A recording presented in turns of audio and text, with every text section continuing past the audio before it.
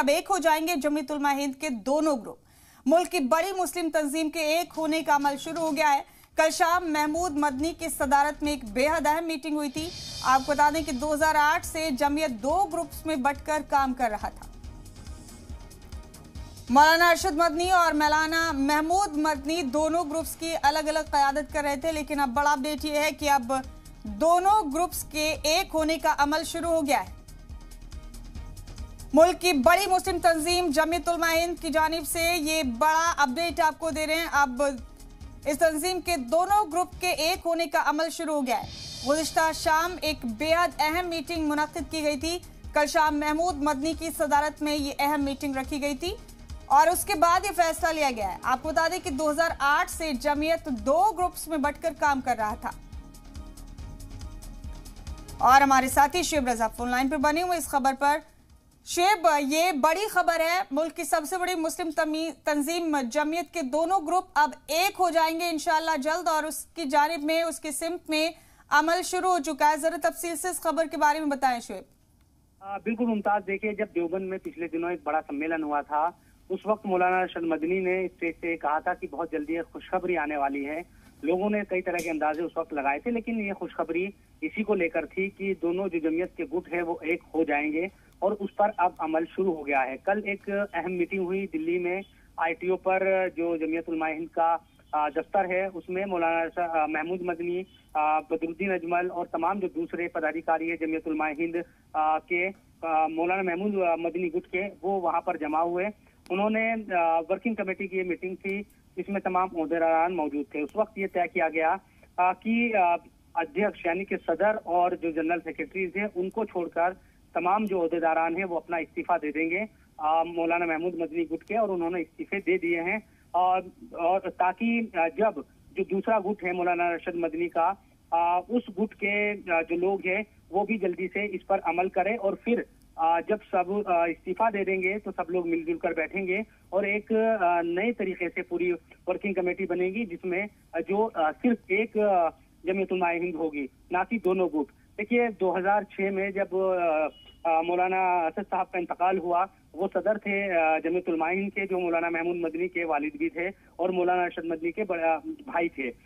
उस वक्त मौलाना अरशद 2006 में मौलाना अरशद मदनी को सदर बने थे, लेकिन धीरे धीरे 2008 में दोनों जो मौलाना महमूद मदनी और मौलाना अरशद मदनी के दरमियान कुछ इख्तलाफात हुए और जमीयत दो गुटों में बट गई।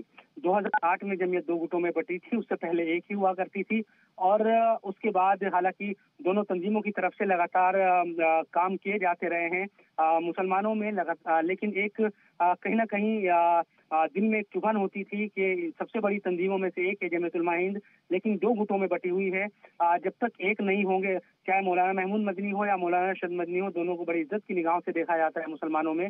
तो एक अगर हो जाए, ये तमाम जो लोग हैं या तंजीम से जुड़े हुए जो लोग हैं वो कहा करते थे, तो और ज्यादा मजबूती मिलेगी।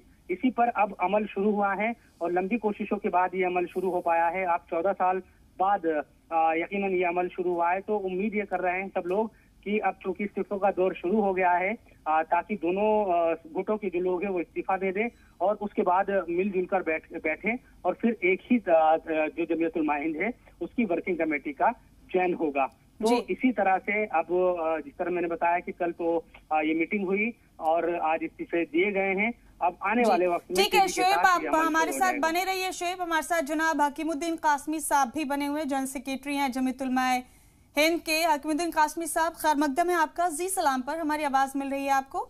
जी जी जी, बहुत शुक्रिया जी। जी, ये एक खुशगवार खबर मिल रही है हमें कि अब जमीयत उलमा हिंद के दोनों ग्रुप्स एक हो जाएंगे जल्द इंशाअल्लाह, और इस सिमत में अब अमल भी शुरू हो गया है, काम भी शुरू हो गया है। दोनों की एग्जीक्यूटिव कमेटी के मेंबरान ने इस्तीफा देना शुरू कर दिया है।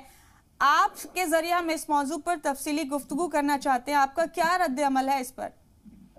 हमारे यहाँ 21-22 ज़िलहिज्जा और जुलाई भी जुमेरात जुमा को कल मीटिंग पूरी हुई है।